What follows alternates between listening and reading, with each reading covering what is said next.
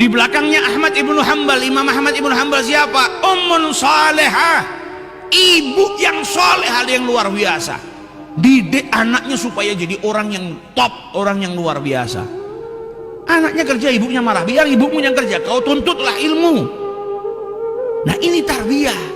Imam Ahmad ibnu Hanbal 7 tahun hafal Quran. Kalau orang tuanya hobi main poker, 7 tahun anaknya main poker. Main gafleh, ya main gafleh. Ibunya solehah, 7 tahun anaknya sudah hafizul Quran. Kata Imam Ahmad ibnu Hanbal ketika menceritakan, saya ingat dulu waktu usia 7 tahun, ibu saya tuh walaupun musim dingin tetap nyuruh saya sholat di masjid. Kalau musim dingin 7 tahun, saya masih umur 7 tahun dibangunkan sama ibu saya. Nggak seperti ibu zaman sekarang, anaknya umur 7 tahun kesian, masih kecil, belum wajib sholatnya. Engkau diperintahkan untuk supaya anakmu itu mulai sholat 7 tahun. Ajarkan sebelum 7 tahun caranya sholat. 7 tahun perintahkan. 10 tahun ninggalkan pukul, tapi pukulannya bukan pukulan yang melukai anak, pukulan takdib, mukul supaya anak itu takut kalau ninggalin sholat. Anak kita 7 tahun mungkin disuruh sholat aja belum. Imam Ahmad ibn Hanbal 7 tahun disuruh sholatnya ke masjid sama ibunya. 7 tahun. Musim dingin saya dibangunkan sama ibu saya di waktu subuh, dan ibu saya sudah manaskan air buat saya wudhu. Setelah Imam Ahmad ibnu Hanbal wudhu, dipakaikan pakaian yang hangat, dipakai serban kerudung itu ditaruh di kepalanya, kemudian ditutup telinganya, diikatkan, kemudian diantarkan sama ibunya sampai depan masjid, ditunggu sampai selesai sholat. Nah ini ibu yang salehah. Dari kecil dia mau punya anak yang soleh, pendidikannya yang luar biasa. Jadi Imam Ahmad ibnu Hanbal, kata Imam Ahmad ibnu Hanbal, saat saya masih kecil, masih menuntut ilmu, kalau datang ulama besar di Baghdad, itu semua orang pada berbondong-bondong ingin dengarkan ilmunya. Ada satu ulama yang datang di negara kami di Baghdad, kalau saya pergi ke masjid pas adzan subuh, saya nggak akan dapat soft kecuali di soft terakhir. Zaman dulu nggak ada mic.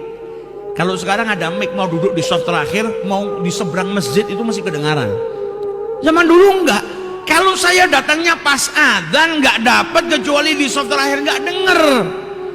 Tapi ketika saya mau keluar sebelum subuh, saya dilarang sama orang tua. Ibu saya khawatir, nah ini masih jam 3, kau keluar sekarang petang, lewat padang pasir nanti ada binatang buas. Saya khawatir.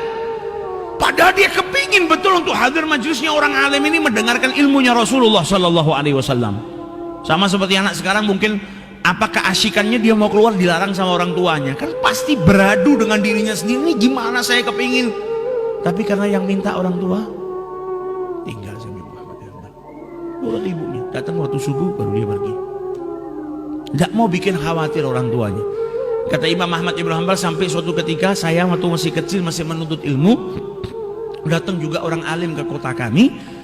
Kita mau belajar karena saat itu air yang ada di sungai itu meluap, jadi naik ke atas lah, rob. Kalau zaman sekarang rob.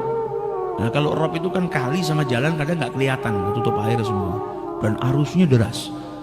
Maka ibu saya kata Imam Ahmad bin Hanbal ngasih wasiat, kalau nanti sampai kau dapatin air itu luber, air sungai itu sampai keluar, maka jangan kau seberangi, tunggu. Ibunya takut, namanya ibu, khawatir. Tapi kalau nggak cepet-cepet berangkat, nggak cepet sampai sana, ya tadi masalahnya dapat soft yang paling terakhir. Ini ulama yang ngajar yang hadir ribuan, soft paling terakhir, nggak dengar apa-apa. Ketika sampai di jalan, dia dapetin betul sungainya rob, airnya deras, dia bisa ngelewatin. Bahkan sahabat-sahabatnya yang lain ngelewatin ini. Kemudian Imam Ahmad ibn Hanbal punya sahabat namanya Yahya. Kata Yahya, Ahmad, kau nggak mau pingin jalan cepat supaya dapat tempat di sana? Dia bilang, saya bisa ngelewatin ini semua, tapi ibu saya teringat sama ibu saya. Kata ibu saya, jangan kau lewatin itu. Ibu saya khawatir. Saya takut kalau sampai terjadi apa-apa dengan diriku, nanti ibu saya saking khawatirnya sakit. Padahal mau menuntut ilmu. Nah, bagi anak-anak yang punya ibu, pikirkan ibu kita keluar malam nggak balik, nggak ngabarin ibu kita. Setiap kali kita keluar dari rumah ada orang yang nunggu, nggak bisa tidur, ada yang khawatir luar biasa. Jangan buat ibumu khawatir. Lihat Ahmad ibnu Hanbal jadi orang besar karena nggak pernah mau bikin ibunya khawatir. Nah kalau kita bisa mencontoh, walaupun kita keluarnya bukan untuk nuntut ilmu, keluar main dan lain sebagainya. Ada orang yang di rumah nggak bisa tidur tenang, tidur nggak bisa, makan nggak bisa karena khawatir dengan dirimu yang belum pulang. Jangan bikin khawatir ibumu ketika engkau berbakti kepada orang tuamu, ada surga yang terbuka.